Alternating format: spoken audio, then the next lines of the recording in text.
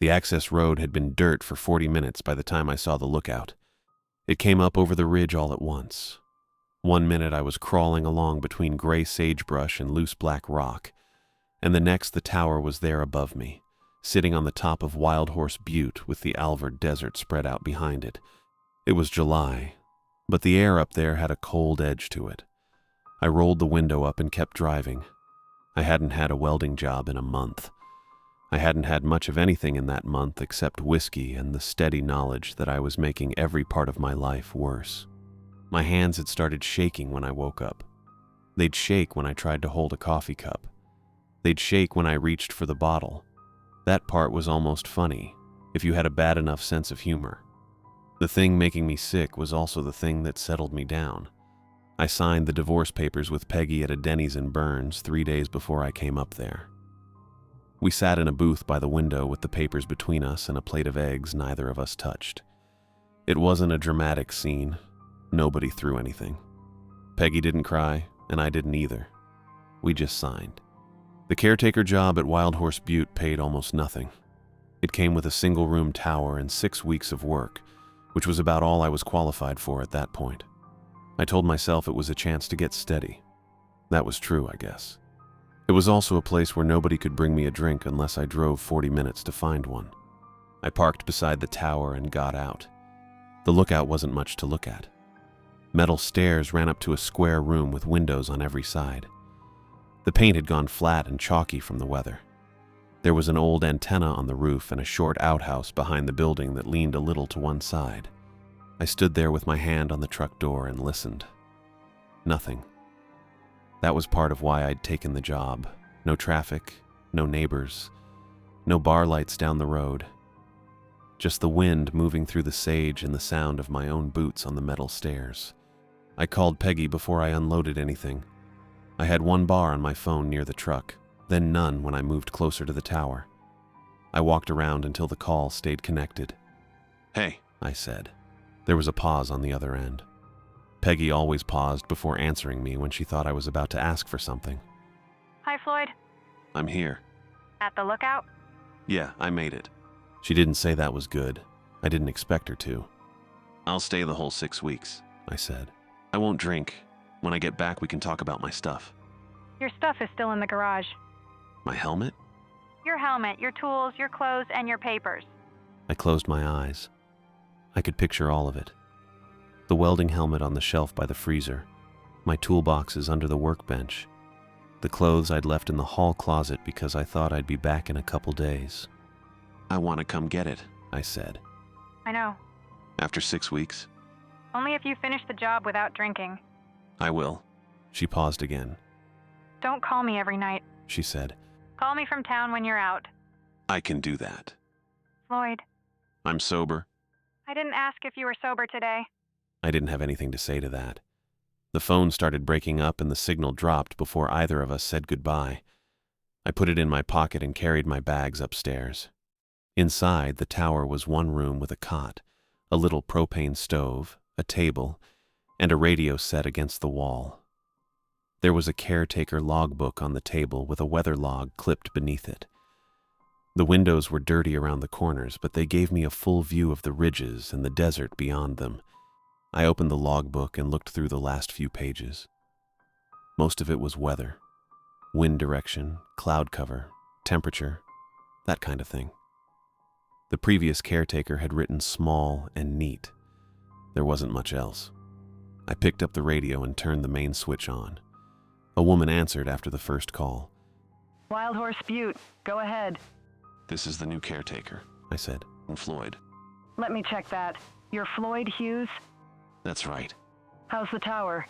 "Still standing." There was a short burst of static. Then she said, Good. Stay at the tower during daylight and call in during the scheduled window. "Got it." Do you have cell service? "Not really. I had 1 bar by the truck." That won't last. The tower has no reliable cell service. The access road is 40 minutes from the nearest paved road, so don't count on somebody coming up quickly if you have trouble. "Understood." And the radio won't reach outside help after dark. I looked through the window at the afternoon light. It was already getting thin along the far ridges, though the sun was still up. "That sounds good," I said. She didn't laugh. Call dispatch again in the morning. Okay. My name's Gloria. All right, Gloria. Gloria Gonzalez. I wrote it in the margin of the weather log. I don't know why. I already knew who I was talking to, but writing things down made the place feel more official. After the call, I walked around the tower. The old fire break was easy to see. The crews had scraped a wide black ring through the ground after the last wildfire. It went all the way around the butte, though parts of it had filled in with loose dirt and gravel. The section nearest the tower was still bare. There was no grass in it, no weeds, nothing but burned soil and small stones. A few feet past the black ground, juniper and pine grew thick along the ridge. The trees came right up to the edge in places. Some of the branches hung over the fire break, green and healthy, while the dirt beneath them stayed empty. I crouched and picked up a piece of charcoal. It left a black mark on my thumb. I figured the soil just hadn't recovered. Fire can ruin a patch of ground for a long time. Maybe the wind had taken the good dirt away. Maybe the burn had been hotter there. I didn't know enough about wildland work to say. I didn't write it down. By the time I went inside again, the tower had started to cool. I unpacked the few things I'd brought, made coffee, and ate a sandwich standing at the little counter. There wasn't much to settle in. One room doesn't give you a lot of choices about where things go. My clothes went in the bottom drawer. The notebook and logbook stayed on the table. I put the radio where I could reach it from the cot. I was tired, but it wasn't the kind of tired drinking had given me. That had been a heavy, sour thing that followed me into bed and waited for me to wake up.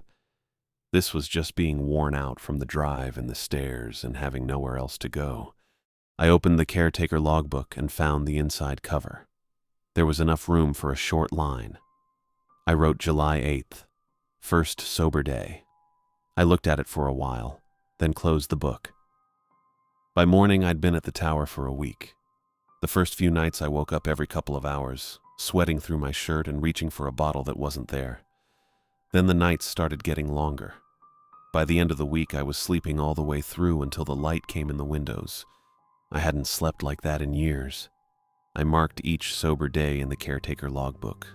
July 8th, first sober day. Then the next morning I wrote second sober day, and so on. It was a little childish, I guess, but I needed to see the count sitting there. 7 days looked better than one.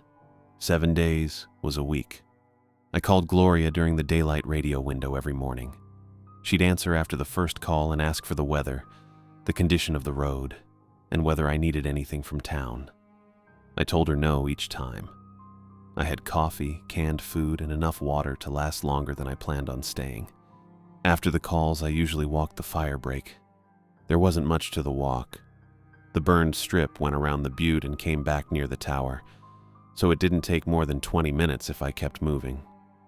The ground was black in some places and gray in others. Loose stones rolled under my boots. Beyond it, the juniper and pine stayed green and thick, like the fire had stopped exactly where somebody told it to stop. Nothing grew in the burned ground. I didn't know if that was normal. I figured it probably was.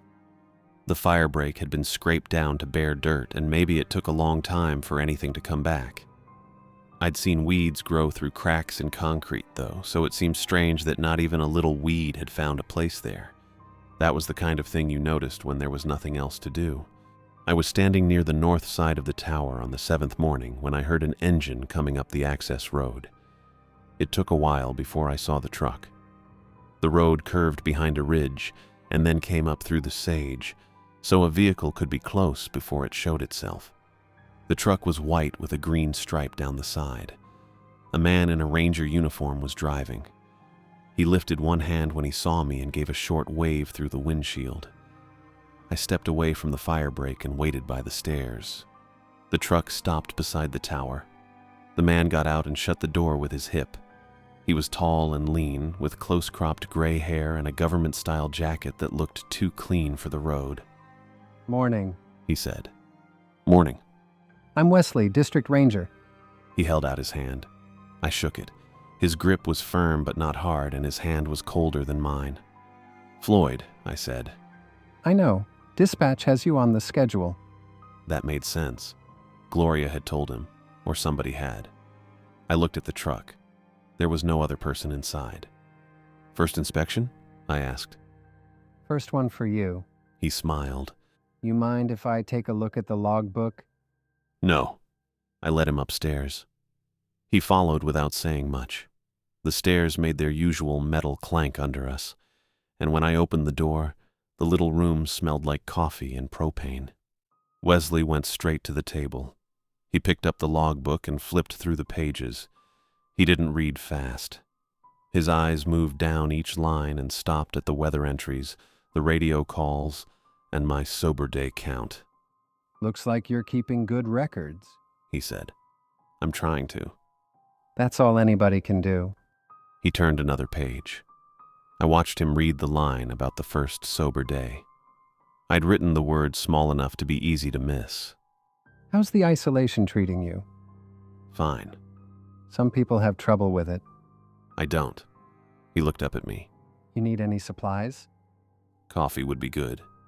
He nodded like he'd expected that answer. Then he walked back downstairs and went to the truck.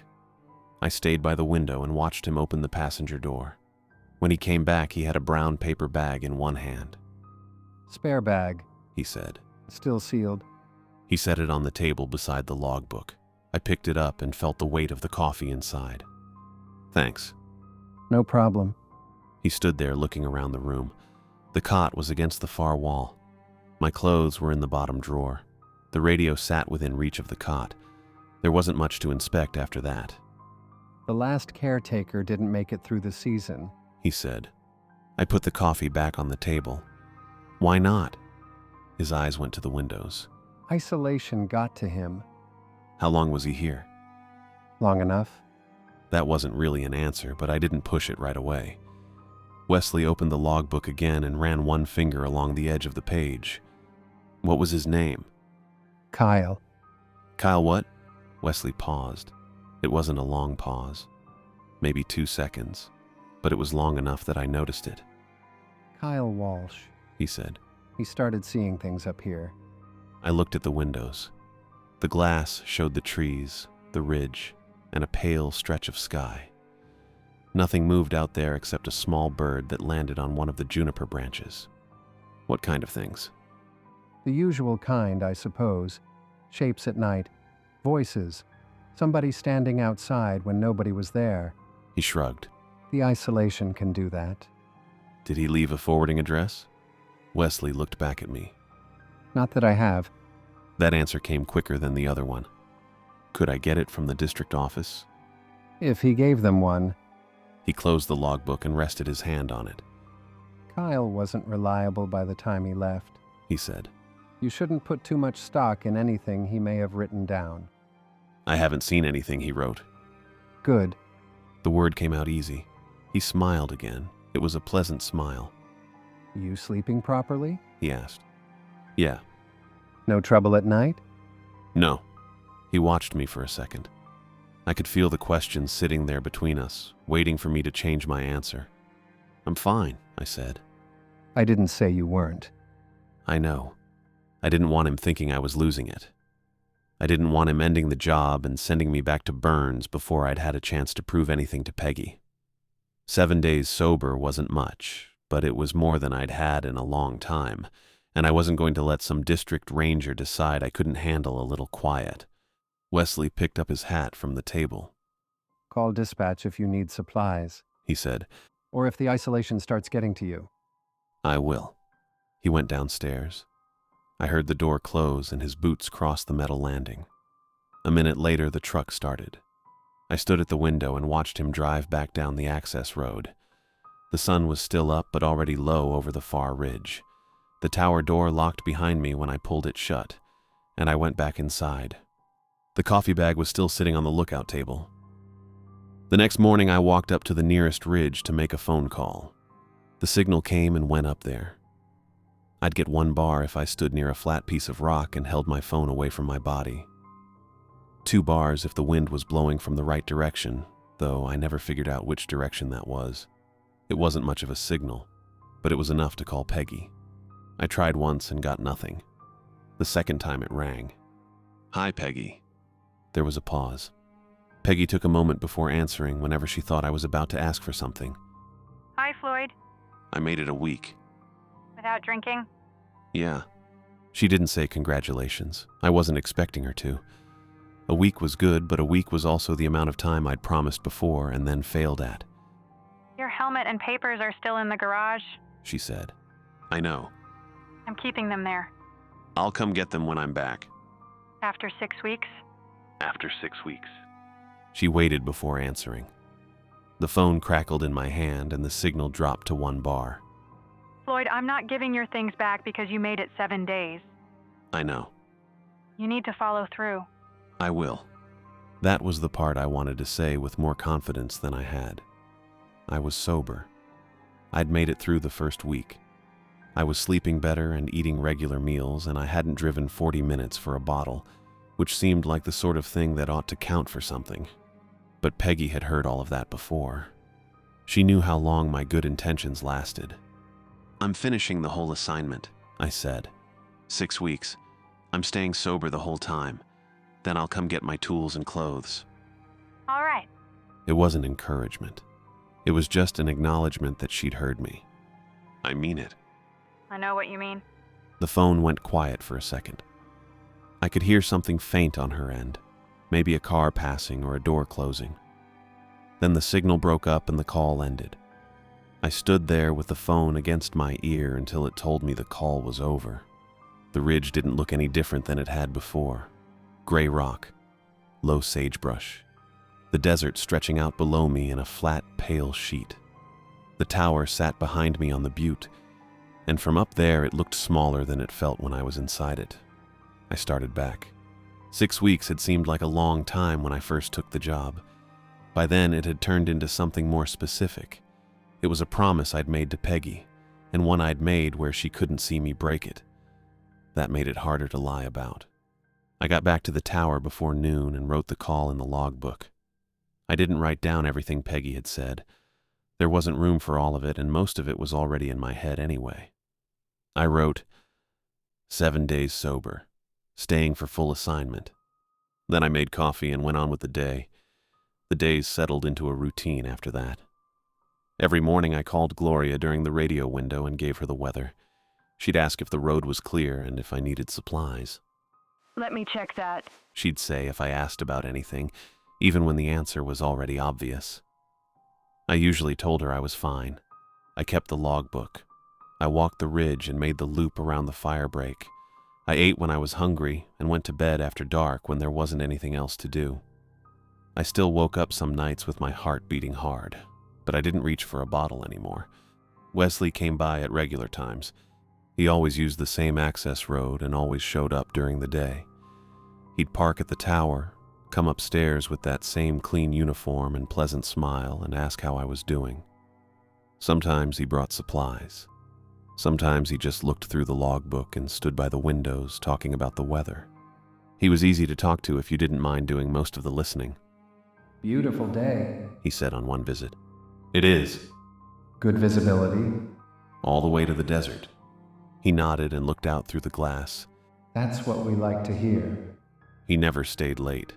No matter what time he arrived, he left before sunset. I didn't think much of that at first. The road in was rough, and the light went quick behind the ridge. Anybody with sense would want to be off it before dark. Still, I started noticing when he was due. July 22nd was the next time I saw him. I had it marked in the logbook because Gloria had asked me to note all official visits. I was sitting at the table with the weather log open when the truck came up the road. The white truck appeared between the sagebrush and climbed toward the tower. It looked exactly the way it had the first time. Green stripe, dust along the doors, no other vehicle behind it. Wesley stopped beside the stairs and got out. Afternoon. He said. Afternoon. He looked up at the tower. Everything holding together? Seems to be. How's the radio? Working. Good. He came upstairs. I moved the logbook toward him and he picked it up, though this time he didn't spend as long reading it. His eyes went over the weather entries and the radio calls. He turned one page, then another. You keeping warm at night? he asked. Yeah, Sleeping all right? mostly. He nodded. The room was warm from the little stove, though I hadn't turned it on for more than a few minutes. Outside the windows, the wind was pushing at the tops of the trees. The branches moved and the trunks stayed still. Wesley set the logbook down. Does the door lock from the inside? The question was almost the same as before. Maybe it was exactly the same. I'd heard it once already and it had bothered me ever since, which meant I'd probably been waiting for him to ask it again. Yeah, I said. It locks from the inside. He smiled. I'm only asking for your safety. I looked at him. Why? He kept smiling, but he didn't answer. His pale eyes moved past me toward the door. Just something to be aware of up here. He said. What am I supposed to be aware of? He took his hat from the table. Nothing you need to worry about during the day. That wasn't an answer either. I wanted to ask him what happened at night, and why the door mattered, and what he expected me to do if something came up the stairs. But before I could get the words out, he was already heading down. I followed him to the landing. Wesley. He stopped and looked back. What's the question about? He gave me the same pleasant expression he always wore. Lock the door after dark. Then he went down the stairs. I stood there until he reached the truck. He lifted a hand without looking back, got inside, and started the engine. The sound came up through the metal stairs and shook the railing under my hand. I went back inside and wrote the visit in the logbook. After that, I kept walking the ridge. I told myself the question didn't mean anything. The tower was isolated and the door locked from the inside, so maybe it was just part of the job. Maybe Wesley asked every caretaker the same thing. Maybe he'd asked Kyle and Kyle had made more of it than he should have. That was the explanation I went with. The other explanation was that Wesley knew something was coming up to the door at night. I didn't write that one down. I saw the truck leave from the window. The light was still good and the dust from the road hung behind it in a thin brown cloud. I watched the truck get smaller as it went down the slope. There was an odometer on the dashboard.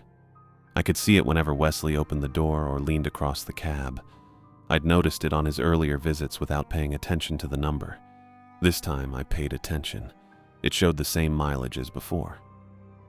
The next few weeks went by in the same way the first ones had.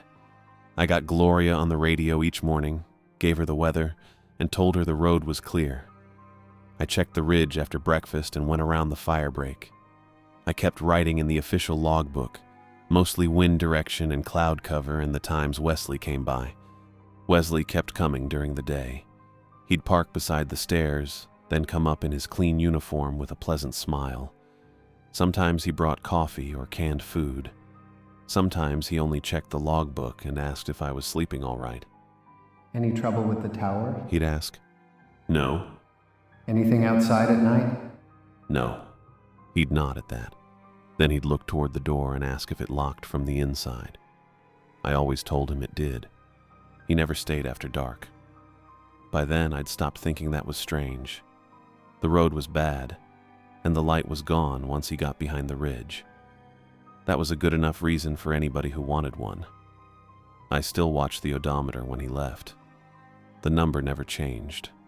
It didn't matter how much he drove around the tower or how far he took the road away from it. The truck always showed the same mileage when he came and the same mileage when he left. I figured it was broken. A lot of things up there were broken in small ways, and I wasn't going to start making a list every time something didn't work like it should. The nights were quiet after he left. The quiet was what I trusted. Then on the 22nd night, something started moving the dust under my cot. It wasn't a big draft. I couldn't feel it on my face, and the lantern flame didn't lean. Every few minutes, a little line of dust would lift from beneath the cot and drift across the floor. It looked like somebody had breathed under there. I got down on one knee and reached underneath. Nothing. The floor was cold against my palm. I swept my hand around under the cot and came away with dust on my fingers, but there was no vent and no hole that I could find. The cot was pushed against the wall, so I pulled it out far enough to look behind it. The dust lifted again. I heard the boards creak under my knee. One of them was loose. That didn't mean much by itself. The tower was old and the floor had probably been repaired more than once. I found a flat screwdriver in the drawer beside the stove and worked it into the crack. The board came up after a little prying. Underneath was dirt and a plastic grocery bag. It was the kind of white bag they gave you at the store in Burns. The plastic had gone yellow with age and one side was stuck to the dirt. I pulled it loose and set it beside the lantern. There was a spiral notebook inside. Kyle's name was written on the cover. I knew it was his before I opened it. Wesley had said Kyle Walsh was the last caretaker, and the handwriting matched the small, neat writing in the old weather entries. I sat on the floor with the notebook in my lap and kept it closed. I didn't want to read it. That was the truth. I wanted to put it back under the board and slide the cot over it. I wanted the whole thing to stay where I'd found it, sealed up in a grocery bag with the dirt and the dust. Instead, I opened it. The first pages were regular notes: weather, supplies, times of radio calls. Kyle had written down more than I did, but most of it covered the usual details. Wind from the west, clear sky, road passable. Then I found the first entry that wasn't. Night 9. I read it once, then went back and read it again. There was a tall figure at the tree line. It stood still for several minutes. It did not approach the tower. That was all. I turned the page and found more entries like it. A lean figure, unusually tall, too thin, standing among the juniper where the light didn't reach. It never came close to the tower and never crossed the burned ground.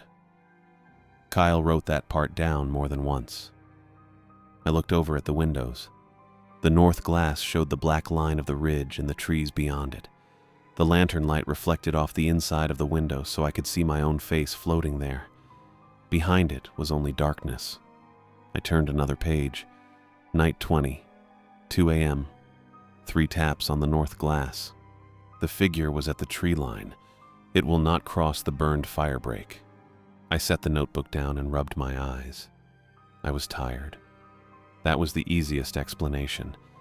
I'd spent too much time alone and started giving ordinary things a shape. A branch moving in the dark, a knock from the metal siding, an animal out past the trees. There weren't any animals that tapped on glass, though. I picked the notebook up again. The later entries got messier. Kyle had started pressing too hard with the pencil. Some words were dug into the paper so deep they showed through on the next page. He wrote about the bare ring circling the butte and called it a boundary. I watched the fire break through the north window. Even in the dark, I knew where it was. The burned ground went around the tower in a wide black circle. The trees stopped at its edge. I'd walked it every day for weeks and had never seen a weed growing in it. I had figured that was because the ground had been burned too hot. Kyle had a different idea. The entry for night 31 was written across half a page. It read, 3 taps are safe, but anything more than 3 means the thing making the sound is not the Newman. Count the taps. I counted the sentence twice to make sure I had it right. The Newman. That was what Kyle called the figure. He didn't explain who Newman was or where the name came from. Maybe it was a person he'd known before he came up there. Maybe it was something he made up because giving a thing a name made it easier to write about. I didn't know. The next few pages were blank except for one line near the bottom of a sheet. 3 taps. No entry after. The final clean page came after that. Do not open the door for Wesley Davenport. Whatever wears Wesley's face must not be allowed inside. I sat there holding the notebook open. Wesley's name was written in full. Not Ranger, not District Office. Wesley Davenport. The words didn't look like a joke or a drunken note. Kyle had pressed the pencil into the page hard enough to leave a groove. He'd written it carefully. I read it again. Then I turned to the back of the notebook and found a page folded beneath the cover. The writing there was smeared, like somebody had dragged a wet hand across it. I could make out most of the words if I held the notebook close to the lantern. Kyle believed the figure only came on nights after Wesley visited. It wasn't following Kyle. It was following Wesley. That was the part that got to me. I could explain one person seeing things. I could explain fear making a shadow look tall. I could explain Kyle writing down 3 taps at 2 in the morning if he was sick or exhausted or losing his grip on the place. But he'd seen a pattern. Wesley came during the day. The figure came at night. The figure stayed beyond the burned ground. The figure watched the tower. Maybe Kyle had been afraid of Wesley. Maybe Wesley had done something to him. I didn't know what. The notebook didn't say. I looked at the door. It was shut and locked. The bolt sat across the inside plate and I could reach it from the cot. Nothing had ever tried to open it. Nothing had ever come up the stairs after dark. Wesley had only asked about the lock. That was all. I figured Kyle had broken down. Isolation could do that. I knew it could. I had watched myself change in that tower, and I hadn't even been there as long as Kyle had. A person can get used to hearing his own thoughts, and then start treating them like somebody else's voice. I could have thrown the notebook into the stove. I didn't. I wrapped it back in the plastic bag and set it beside the lantern instead. Then I pulled the cot away from the loose board and sat with my back against the wall. I was going to stay awake. If there was something outside, I wanted to see it. If there wasn't, I wanted to prove that too. The notebook lay open beside the lantern, and I turned my attention toward the north glass for the night watch. I sat through the night with my back to the wall, the notebook open beside the lantern. For a while, nothing happened. The wind moved through the trees and made the branches rub together. Every so often, the metal siding gave a little pop as it cooled. I kept looking at the north window anyway. The lantern light made it hard to see outside. All I could make out was my own reflection and the black shape of the fire break beyond it. The black strip looked wider at night.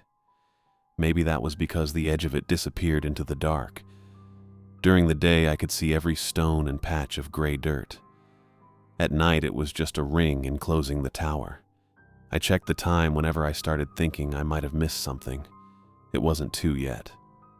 I tried reading the notebook again, but I couldn't keep my eyes on the words. The same lines kept running together. 3 taps are safe. Count the taps. The figure will not cross the fire break. That last part was easy enough to understand. I didn't know what safe meant. At exactly 2 o'clock, the sound came from the north glass. Tap. I sat up straight. There was a pause, long enough for me to hear the wind again. Tap. The sound wasn't loud. It was a light knock against the window, almost polite. I could see the glass tremble in the lantern light. I waited for the 3rd one. Tap. Then nothing. I didn't move right away. I looked at the notebook and then at the window. Kyle had written about this. Not something like it. This exact thing. 3 knocks at the north glass, 2 in the morning. I got up and turned the lantern down until the flame went out. The room filled with darkness so fast I couldn't see my hand in front of my face. I stayed on my feet and listened to my own breathing. There wasn't anything at the window. At least I couldn't see anything yet. The darkness outside was deeper than the darkness inside. After a minute, my eyes adjusted enough to make out the tree line. The junipers stood in a rough black row beyond the fire break. There was a little light from the sky behind them, though I couldn't tell where it was coming from. Then I saw the figure. It was standing among the trees at the edge of the fire break. Kyle had called it tall and lean. That was right, though those words didn't really cover it. It was too tall for the distance. Its head rose above the lower branches and its arms hung down along its sides. The rest of it was narrow enough that the trees showed through in places. It wasn't wearing anything I could make out. There was no face, no pale hands, just a dark shape standing where the unburned ground met the black strip.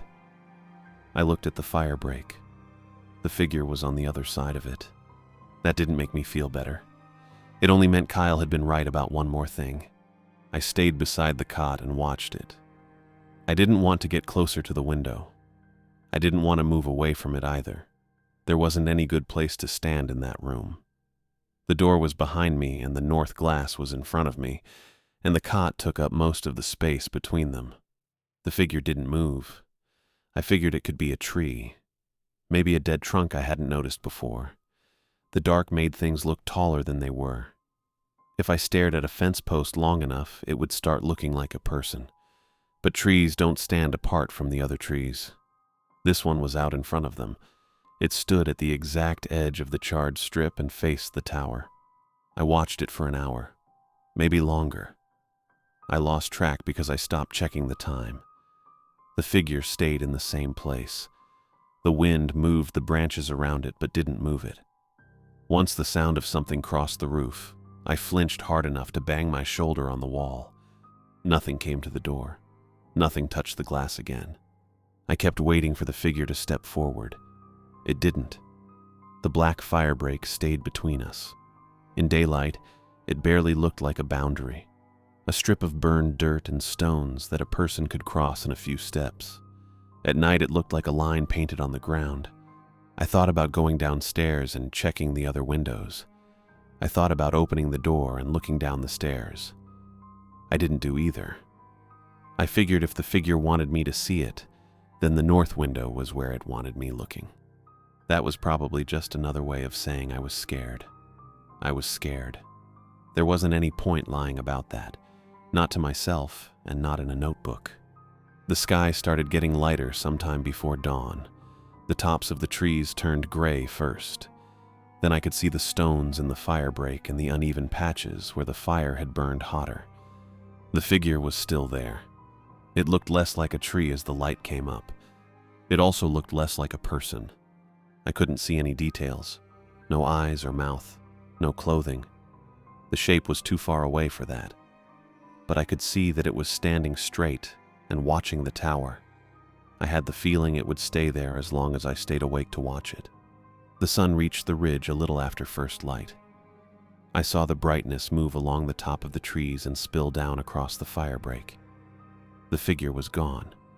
There wasn't any movement. No walking away. 1 second it stood at the edge of the trees, and the next there was nothing there but juniper and gray ground. I waited a few more minutes. The firebreak was empty. I checked the edge where I'd seen it standing. There were no footprints I could make out. Loose marks and stones covered it, but none led from the trees toward the tower. I returned to the table and lit the lantern. The notebook was still where I'd left it. I looked at the line about 3 taps, then closed the cover. I counted them again in my head. 1, 2, 3.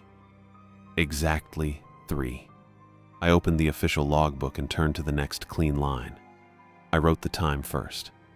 Then I wrote, 3 taps on north window. Tall figure observed beyond firebreak until daylight. I didn't write Kyle's name. I didn't write anything about the notebook. I left that part out because I wasn't ready to put it in the official record, and because seeing the words there would make them harder to explain. The pencil made a soft scratching sound as I finished the entry. Beyond the table, the north window showed only the empty firebreak. I slept through most of the day after the 3 taps. When I woke up, the light had moved across the floor, and the notebook lay open by the lantern. I made coffee and tried to act like I hadn't spent the night watching something stand beyond the firebreak. That worked for a while. Wesley's truck came up the road to the tower in the afternoon. It showed up at the same time it always did. Same white truck, same green stripe, same dust hanging behind it. Wesley lifted a hand when he saw me in the window, like he was stopping by a neighbor's house instead of driving up to an isolated tower where I'd just written down that a figure had watched me until daylight. He had another bag of coffee with him. How have you been sleeping? He asked when he came upstairs. Not great. He set the coffee on the table. Trouble with the nights? I looked at him for a second. He had the same clean uniform and the same pleasant expression. I wondered if he'd practiced it. I found Kyle's notebook, I said. His smile stopped. It was only for a second. Maybe less than that. His mouth went flat and his eyes stayed on me. And then the smile came back like somebody had turned it on again. Kyle didn't do well up here, He said. What does that mean? he started seeing things. I saw something last night. Did you? There was nothing sharp in the way he asked it. He sounded like he was asking if I wanted more coffee. 3 taps on the north window, I said. Kyle wrote about 3 taps. Wesley looked toward the window. And what did you see? A tall figure by the trees. He nodded slowly. Are you seeing things too? I wanted to tell him I wasn't scared. The words came out. I'm not frightened. That wasn't what he'd asked. I knew it, and he knew it. He picked up the coffee bag and turned it over in his hands. You should be careful about what you let this place do to your head. Did Kyle leave because of that? I don't know why Kyle left. That was a lie. I could hear it in the clean way he said it. I kept quiet. He left before dark like he always did. I watched from the window until the truck disappeared around the bend. Then I went downstairs and looked at the tire tracks. The ground was dry and hard and the tracks were clear. One track passed through a patch of loose dust beside the road. I crouched down and looked at the tread. The truck had gone over the same place before. I could see the older track beneath the new one, but the odometer hadn't changed. I stood up and looked down the empty road. There wasn't anybody else out there. The radio only reached dispatch during the daylight window, and the light was already getting low. I went back upstairs. The notebook had pages I hadn't read. I sat at the table and went through them one at a time. Most of what I'd skipped was more weather and supplies, but there were notes in the margins and a few lines written between the regular entries. The Newman only appeared after Wesley visited. He'd noted it more than once. At first he thought the figure was following him. Then he wrote that it wasn't following him at all. It was tracking Wesley. The final line on the page was smeared badly. I had to hold it close to the lantern to make it out. It's not warning me about the door. It's guarding it. I read that line several times. The door was locked. The fire break was outside. The figure remained beyond it. Wesley came up during the day and asked about the lock each time. Before that, I thought Wesley was warning me about something outside. After reading Kyle's notebook, I started thinking the warning was about Wesley. The next afternoon, Wesley stood beside the truck below the tower and looked up at me. Does the door lock from the inside? He called. He'd asked me that before, but this time I didn't answer right away. The sun was behind him. The dirt around his boots was bright and dry. There was no shadow. It had a dark shape underneath it where the tires and frame blocked the sun. The stairs made a narrow shadow across the ground. Wesley didn't cast one. I've been up here too long, I said. He smiled. How's that? I'm tired. I want to be left alone. I'm responsible for your safety. You can be responsible from the road. His smile stayed in place. Keep the door unlocked in case there's an emergency.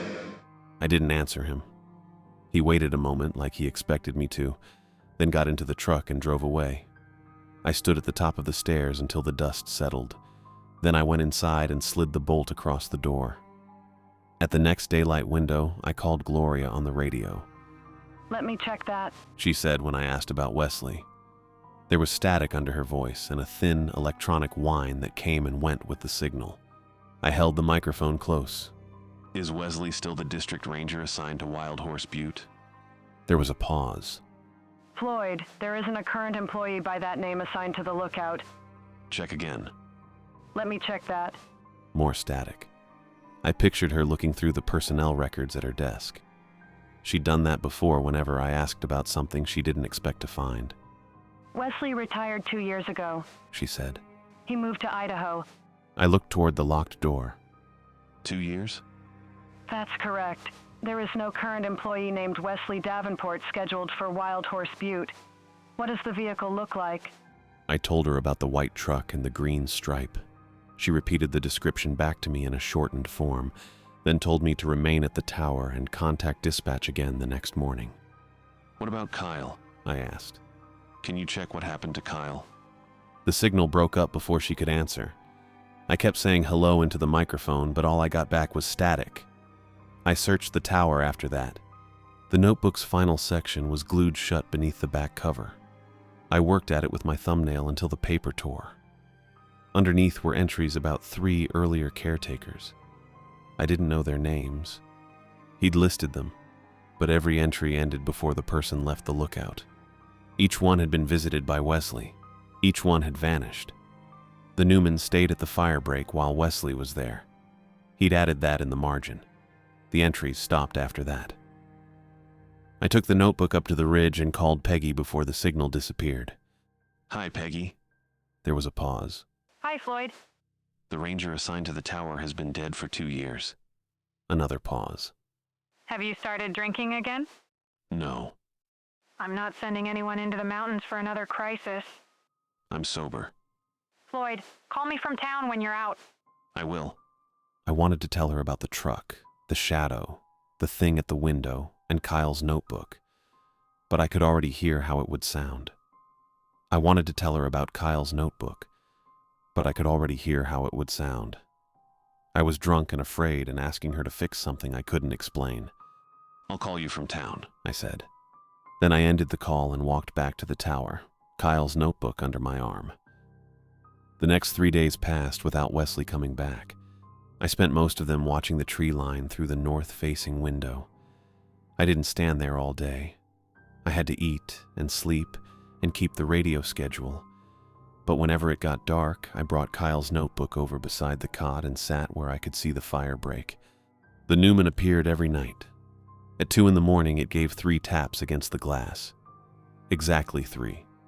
Then it stayed among the juniper until daylight. Wesley's truck was never there when it came. I took that as a warning, though I wasn't sure what the warning was supposed to be about anymore. Maybe it meant stay inside. Maybe it meant don't trust the man in the truck. Either way, I listened. The ranger logbook and the fire axe stayed beside the cot with the notebook. I didn't sleep much. When I did sleep, I kept one hand close to the axe handle. On August 24th, Wesley came up around noon. That was earlier than usual. The sun was high and the road dust hadn't settled before he got to the stairs. I watched him come up in the clean ranger uniform with the familiar pleasant expression he'd been wearing since the first day. He stopped outside the door. Has the door been locked at night? He asked. Yes. He put one hand against the door, not on the latch, just flat against the wood. Why does the personnel office say you retired? I asked. His smile didn't change. Records are often wrong in remote districts. You should trust the ranger standing in front of you. That was a good answer if you didn't think about it. It sounded official enough. The sort of thing somebody might say when a computer record had been entered wrong, but he didn't sound surprised that I'd checked. He sounded like he'd been waiting for me to bring it up. I looked down at his boots. The road was dusty and dry. There were marks from my own boots on the steps and in the dirt below them, but I couldn't find a clear impression from his. The truck sat at the foot of the stairs. I looked through the open window at the odometer. The number was the same as it had been every other time. I need you to leave, I said. He kept his hand on the door. I'll return after dark if you continue refusing to cooperate. Cooperate with what? He didn't answer that. He stood there a few seconds longer, then turned around and went back down the stairs. I watched him get into the truck and drive away. The tire tracks showed up in the dust, but his boots hadn't left anything beside them. That bothered me more than the odometer. A broken odometer was one thing. After he left, I found an old game camera in a storage cabinet and rigged it toward the window on the north side. The cable reached the little television in the lookout, so I set the camera on a shelf and pointed the television toward the cot. It wasn't a great picture. The screen flickered and the outside image came through dark and grainy. It was enough. I could watch the window without looking directly at it. I could keep the axe beside me. I could stay inside until Gloria confirmed the vehicle and a real ranger could reach the tower. That was the plan.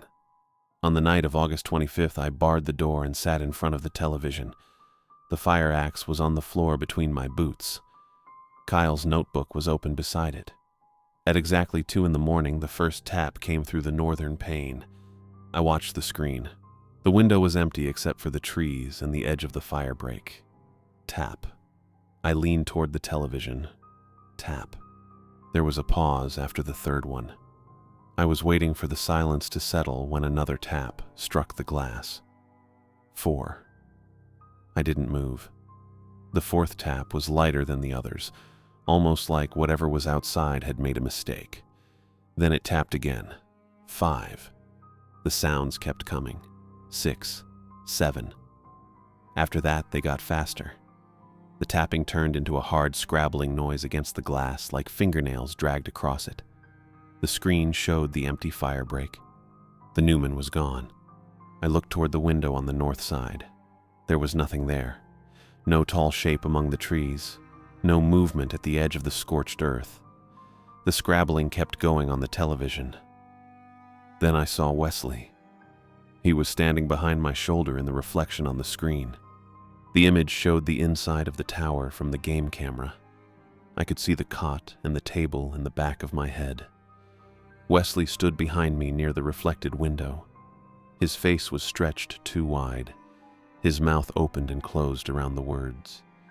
But I couldn't hear anything. "Let me inside." I spun around with the axe in my hands. There was nobody behind me. The room was empty. The television still showed Wesley pressed against the reflected glass. His face filled most of the screen now, pale eyes fixed on me and mouth working around the same demand. I swung the axe at the space behind me and hit nothing but air. The next day, I stayed away from the windows.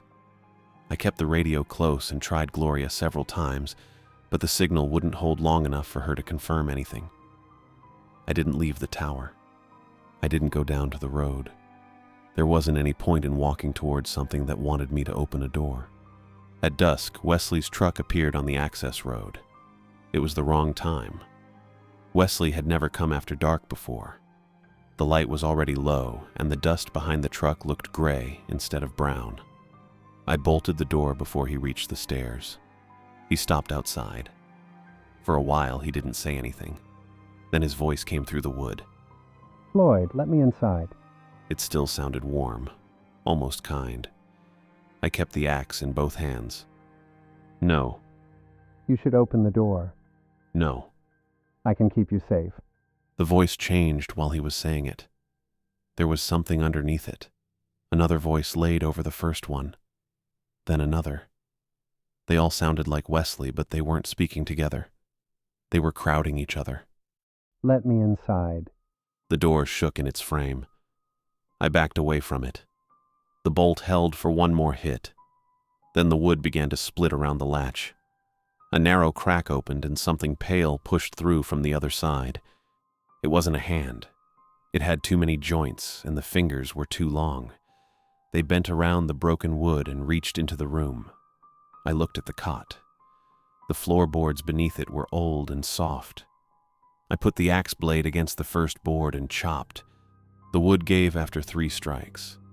I kept chopping until the boards broke apart and the dirt beneath them showed through. There was a crawl hatch under the floor, the one Kyle had used to get beneath the tower. I pulled it open and black dirt spilled into the room. The door buckled inward. I dropped through the hatch onto the charred ground. The fire break was cold against my hands. I crawled away from the tower while the thing wearing Wesley's face forced itself through the broken doorway behind me. Its head came through first, stretched and narrow, followed by arms that reached across the floor far beyond its body. Then the Newman moved. It left the tree line and crossed the blackened earth for the first time. It took 3 strides to reach the tower. They weren't normal strides. It covered the distance in pieces, one long step and then another, as if the space between the trees and the lookout had been folded up for it. It struck Wesley inside the doorway. The sound was like wet branches breaking. Wesley's face pulled loose from the shape he'd been wearing. The ranger uniform fell away in strips, and underneath was something pale and twisted with a mouth that opened across most of its head. The Newman caught it and dragged it out through the broken door. They disappeared beyond the tower in a tangle of limbs. The shrieking continued through the night. I stayed on the black ground with one hand pressed against my side and the axe lying beside me. By daylight, I was still there. The broken doorway stood empty above me. By dawn, I was still lying on the fire-blackened ground beneath the tower with the fire axe beside me. My side hurt whenever I breathed too deep. I didn't think anything was broken, but I couldn't be sure. The dark thing had gone after Wesley and left me alone, which was better than the other way around. I stayed there until the sky got gray and the tower above me started looking like a real building again. I climbed back through the crawl hatch after sunrise. The floor was broken open around it. The door was split and hanging crooked in the frame. I couldn't tell who the blood belonged to. Some of it had dried black. The rest was still wet in the cracks.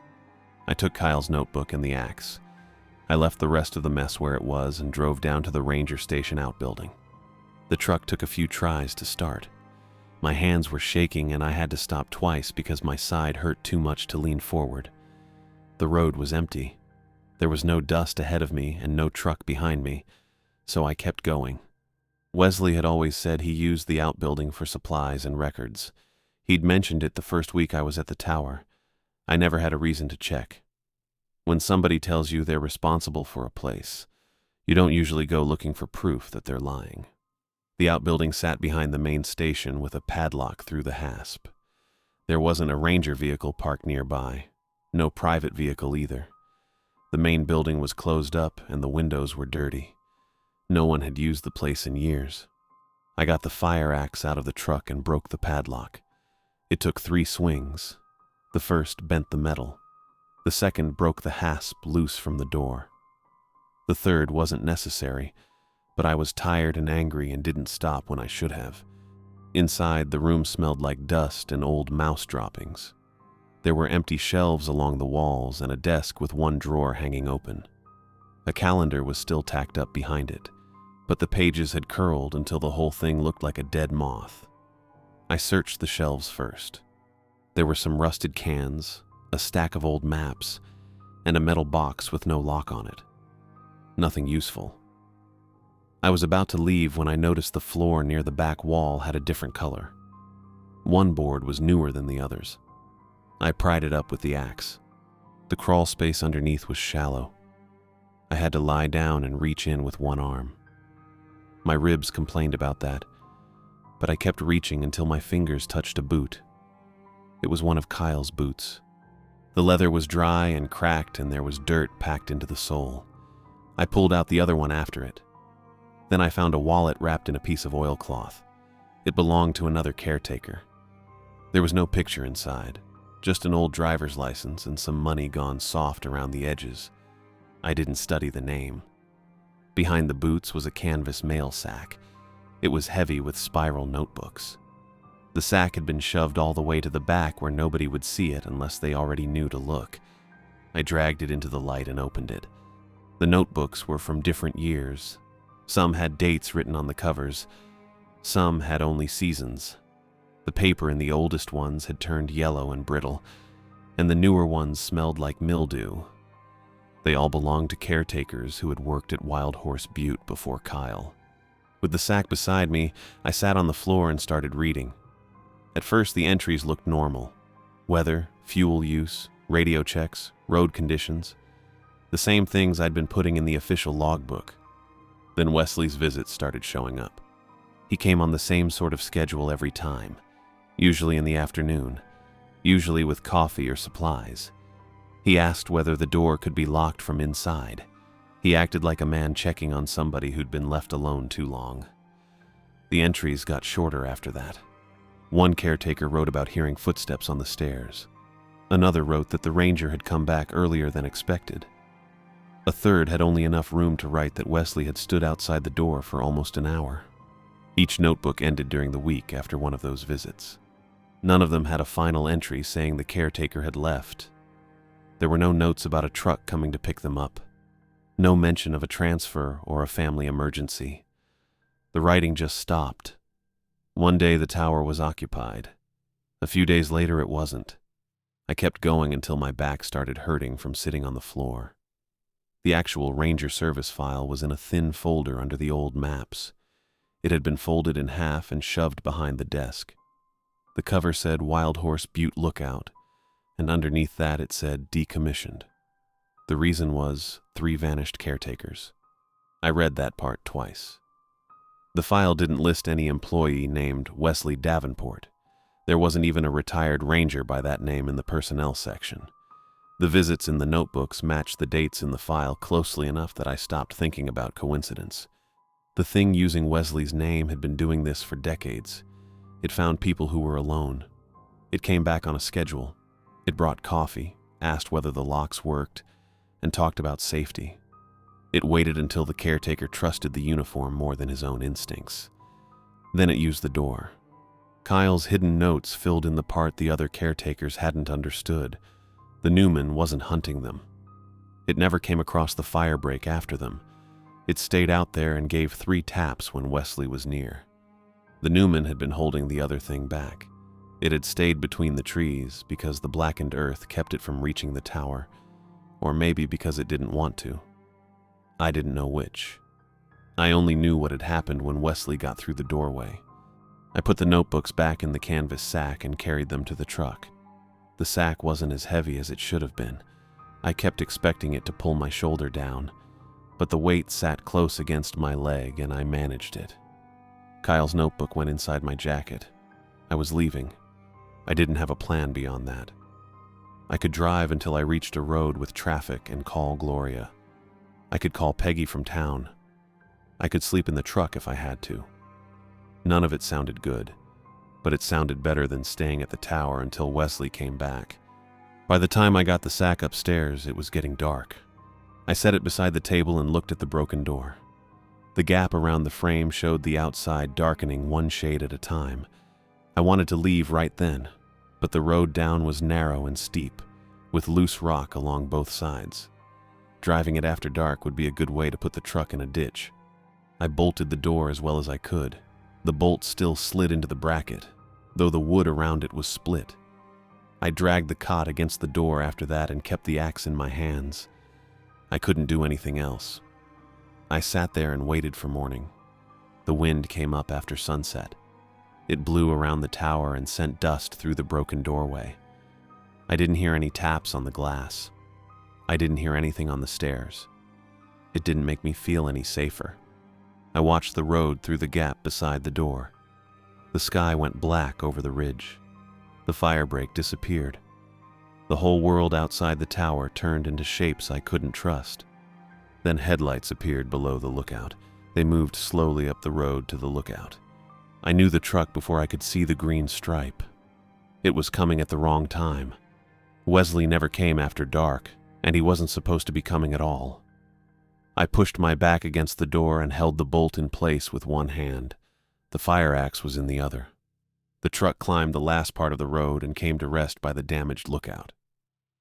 The truck stayed there with its headlights on. The engine idled below the lookout, and its headlights shone through the damaged doorway in 2 white bars. For a while, nothing came from Wesley. I braced the door with my back and kept one hand on the bolt. I held the fire axe in the other. My side hurt from the crawl through the hatch, and my hands were starting to cramp from holding the axe, but I didn't move. Then he knocked. Not hard, just 2 soft taps on the wood. "Floyd," He said. "open the door." I didn't answer. The wind pushed dust through the gap around the frame. It drifted over the floor and gathered under the table. Kyle's notebook was there beside the canvas sack where I'd left it when I went outside. I could see the corner of the cover from where I was sitting. "Floyd, Wesley said again. you don't need to be afraid. My eyes stayed on the bolt. I can help you. He said. Just unlock the door." His voice still sounded like Wesley. That was the worst part. It had the same warm tone and the same careful way of making a demand sound like a favor. The voice a person might use if somebody had fallen down and needed a hand getting up. I didn't answer him. The pleading started after that. He talked about my safety. He talked about the cold and my injury and how dangerous it was to stay in a damaged building. He said I should let him inside so he could get me out of there. Then another voice came in under his. It was lower and rougher. It sounded like Wesley talking from far away through a wall. A third one followed that. They weren't speaking together. They were pushing over each other, all of them asking me to open the door. "Let me inside. Floyd, you should let me inside. Open the door." The wood shook in the frame. I pressed harder against it. The bolt rattled in its bracket. I held the fire axe up without any clear idea what I'd do with it. The axe had worked on the floor and the padlock. It hadn't done much good against the thing wearing Wesley's face. The next blow cracked the wood around the latch. A crack ran up from the floor. Dust came down from the top of the frame. I could see the headlights through the opening now, bright enough to wash the inside wall white. Floyd, Wesley said. The voice didn't sound warm anymore. The door buckled inward. The bolt bent, and the latch screws pulled loose one at a time.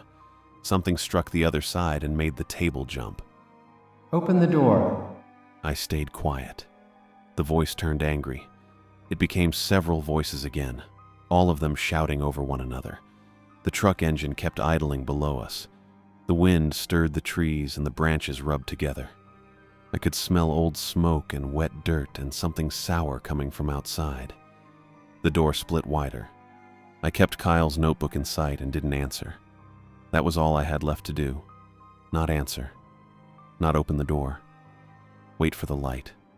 The voices stopped sometime before dawn. I don't know exactly when. I was sitting on the floor with the axe across my knees, my back against the wall, when the last one faded out. The truck was gone too.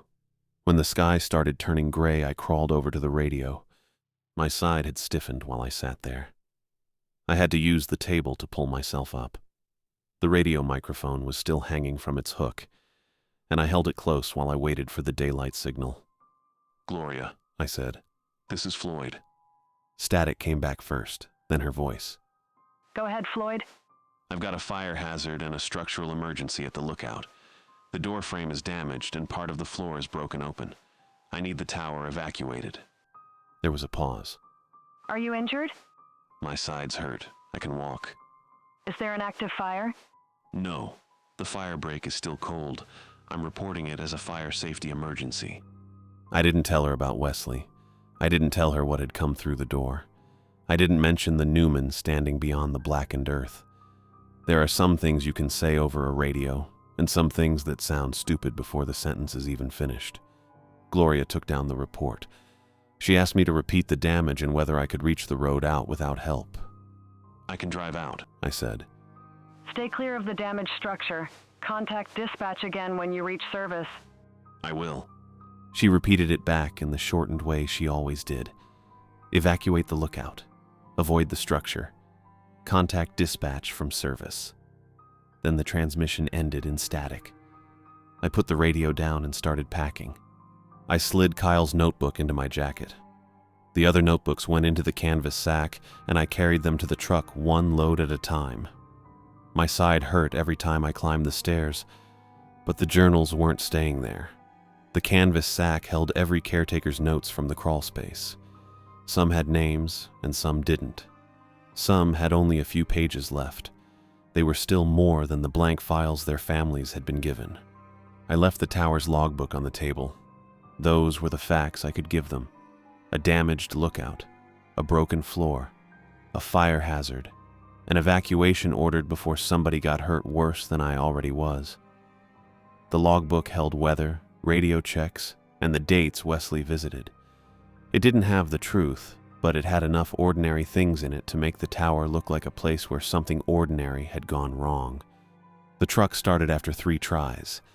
The engine coughed and shook, then settled into a rough idle. I put the sack on the passenger side and climbed in. Kyle's notebook made a hard square against my chest. The sun wasn't up yet when I drove away from the tower. The road was worse in the dark than I remembered. Loose rock slid under the tires and the headlights picked out only a short piece of the way ahead. I kept both hands on the wheel and drove slow. There was no truck behind me. No headlights came down through the trees. The lookout disappeared in the mirror before I reached the first bend. By the time I got near Burns, the sky had gone pale, and I found a place with enough cell service to make a call. Peggy answered on the 4th ring. "Hi, Peggy." There was a pause. Hi, Floyd. "I'm leaving the job." She didn't say anything. "I'm leaving sober," I said. "I'm bringing back the tools and papers you kept for me." Another pause. I could hear something running in the background on her end. Are you alive? she asked. Yeah, Are you hurt? my side's bruised, nothing I can't drive with. She was quiet again. She didn't ask me to come home. I didn't ask her if I could. That wasn't the call either of us would have known what to do with. I'll bring the stuff back, I said. All right. I'll call when I'm closer. Call me from town. I will. We ended the call. I drove into town and found the sheriff's office. The canvas sack was still on the passenger seat. I took it into a shipping place and mailed it without putting my name on the package. The address went to the Harney County Sheriff's Office. I wrote that on the form and left the return line blank. The woman behind the counter asked if the sack contained anything fragile. Paper, I said. She weighed it and gave me a price. I paid cash. The sack disappeared behind the counter, and with it went the notebooks of the men who had vanished from the lookout. Their families might finally get something besides a missing person file with no last page. I kept Kyle's notebook. His instructions were the only reason I was still alive. Count the taps. Stay inside. Don't open the door for Wesley. The pages were dirty and bent from being carried around, and the writing got worse near the end. But I knew what they meant now. I put it on the seat beside me and drove out of Burns. The road climbed through the Steens mountain country in long gray bends. The morning stayed cold for a while. Then the sun came over the ridgeline and turned the sagebrush silver. I had the window cracked open and the truck smelled like dust, old canvas, and the coffee I hadn't finished. I didn't finish the season. I knew that before I reached the last ridge. I had made it farther than I expected to, though. I was sober. I was leaving. Some days that was all a person could honestly say. At the top of the ridge I slowed down and looked back. The lookout was far off now. It sat above the trees with the burned firebreak around it, small enough that I could have covered it with my thumb. The tower looked empty. For a second I thought it was. Then I saw the Newman. It stood beside the blackened ground at the edge of the trees. It was taller than the trees behind it, though the distance made that hard to judge. It didn't move. It just stood there, watching the road. I stopped the truck. The Newman raised one long arm toward me. I couldn't tell what it meant. After a moment, I raised my hand back. I kept it up until the Newman lowered its arm. Then it turned and went into the trees. The dark shape disappeared between the juniper and returned to its place beside the burned firebreak. I put the truck in gear. The road dropped away from the ridge. The lookout got smaller behind me, and then the trees hid it.